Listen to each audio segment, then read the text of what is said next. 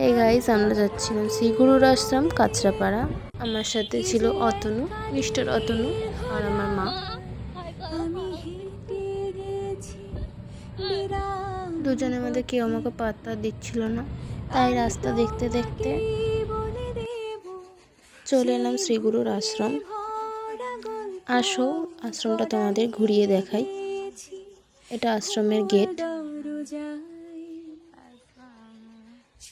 এটা শ্রী গুরুর মন্দির। এখানে পুজো দিচ্ছিল মা। এখানে দুর্গা পুজোর সময় কুমারী পূজা হয়।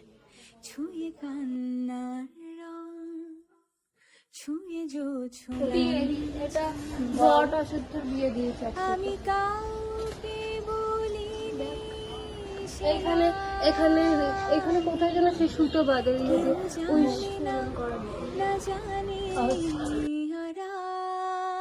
এটা শ্রী গুরুর আশ্রমের শিব মন্দির। শ্রী গুরুর পর যে গুরু ছিল তার সমাধি এটা। জায়গাটা খুব সুন্দর, ফটো তোলার জন্য, ভিডিও করার জন্য খুবই সুন্দর। আগে গিয়ে আরও দেখতে পাবে যে পুকুর টুকুরগুলো এতটাই সুন্দর, যেখানে ফটো ভিডিও খুব সুন্দর উঠবে। আমি অতনুকে বলছিলাম যে ওই যে দেখতে বন্ধু গেল। জানি জোছনার ছায়া, আমি তোমাকে বলে দেব। আমিও খুব সুন্দর একটা ভিডিও করেছি, যেটা তুমি ইউটিউব শর্টসে পেয়ে যাবে। হেঁটে গেছি বিরান পথে, আমি তোমাকে বলে দেব। এটা কি মন্দির? ভরা গল্প দুর্গা পূজা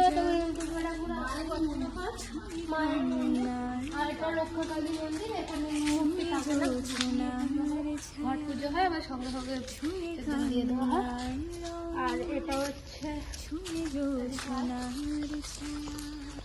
আমি তোমাকে বলে দেব। পূর্ণ পুকুর, পূর্ণ গঙ্গা বলে, মা বলে দিচ্ছে আমাকে, দিচ্ছে আমি কিছু জানি না। বিরাম পথে আমি তোমাকে বলে দেব, সেই ভুলে ভরা গল্প গেছি।